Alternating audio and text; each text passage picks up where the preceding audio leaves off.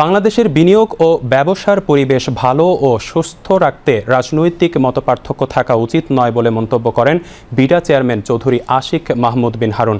আজ রাজধানীর হোটেল ইন্টারকন্টিনেন্টালে বিনিয়োগ সম্মেলনের তৃতীয় দিন শেষে বিনিয়োগ পরিস্থিতির সর্বশেষ পরিস্থিতি নিয়ে আয়োজিত ব্রিফিংয়ে তিনি এই কথা বলেন। বিডা চেয়ারম্যান বলেন, রাজনৈতিক দলগুলোর মাঝে দেশে কর্মসংস্থান ও বিনিয়োগের বিষয়ে মতপার্থক্য থাকা উচিত নয়।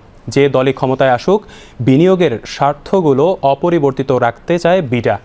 সে লক্ষ্যে সব রাজনৈতিক দলকে সম্মেলনে আমন্ত্রণ জানানো হয়েছে। আমাদের লেবার রাইটসের যে স্ট্যান্ডার্ড, সেই স্ট্যান্ডার্ডটা কিন্তু আমাদের গ্লোবাল স্ট্যান্ডার্ড থেকে অনেক লো, অনেক নিচে। তো সেটাকে আমাদের একটা জায়গায় নিয়ে যেতে হবে। তো আমরা এখন আইএলওর সাথে এমইউটা সাইন করেছি এইটা কনফার্ম করার জন্য যে আমরা ভবিষ্যতে এফডিআই অ্যাট্রাক্ট করতে চেষ্টা করব, বাট আমাদের লেবার রাইটসকে কম্প্রোমাইজ না করে। এবং আরেকটা সত্যি কথা হচ্ছে যে পৃথিবী যেদিকে যাচ্ছে তাদের লেবার রাইটসকে যদি আমরা কম্প্রোমাইজ করতে থাকি, একসময় আসলে বাংলাদেশ থেকে কেউ কোনো প্রোডাক্ট নেবে না। বাংলাদেশের ওই লেবার স্ট্যান্ডার্ডটাকে একটা জায়গায় নিয়ে যাওয়া will become a minimum requirement for a lot of clients. So আমাদেরকে ওইটাকে ম্যানেজ করতেই হবে। ইনভেস্টমেন্ট এবং এমপ্লয়মেন্ট জেনারেশন, জব ক্রিয়েশন, এটা আসলে সবার কমন ম্যান্ডেট। এখানে কোনো পলিটিক্যাল ফ্র্যাকশন থাকার কোনো কারণ নেই।